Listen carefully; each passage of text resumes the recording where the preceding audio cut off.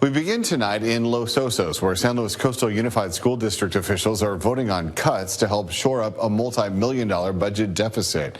It's a story we've been following for months. Carson Wells was at the meeting tonight and has the latest. Thanks, Richard. I'm here at Los Osos Middle School, where after over a month of debate and discussion, a decision was reached on how to address the $6.3 million budget deficit. At tonight's meeting, 2 resolutions were presented to the Board of Trustees. One resolution called for a reduction of counseling staff. This would mean 4.5 elementary school counselors and 1 middle school counselor would be cut.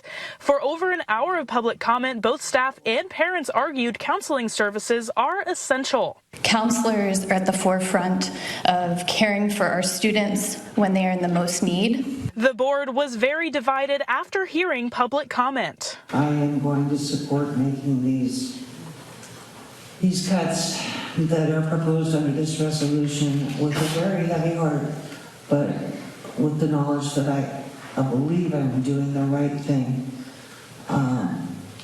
fiscally to fulfill my responsibility as a trustee. Even before these comments were shared this evening, I had determined in my mind that I would not be able to support a resolution that would eliminate our counselors. In a 4-3 vote, this resolution failed and the board opted not to reduce counseling staff. I caught up with a parent who told me she went into the meeting expecting this resolution to pass, but she says she is relieved counselors won't get cut. Thank you to the board members who voted their conscience and voted against the measure.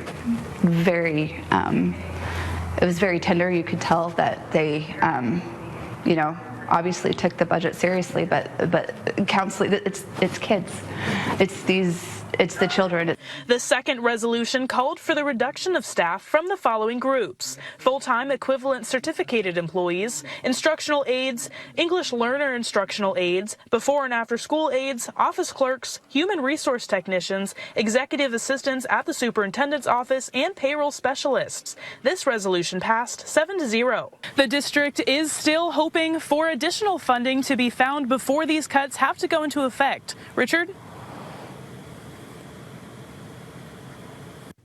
And Carson, at the last meeting, a suggestion was actually made to ask for additional funding from PG&E. Where does that stand? Yeah, so right now, a PG&E representative was present at tonight's meeting, and she and the district seem optimistic that a legislative agreement could be reached eventually, but the district is still hoping for an additional donation to be made while we wait for those legislative discussions to begin.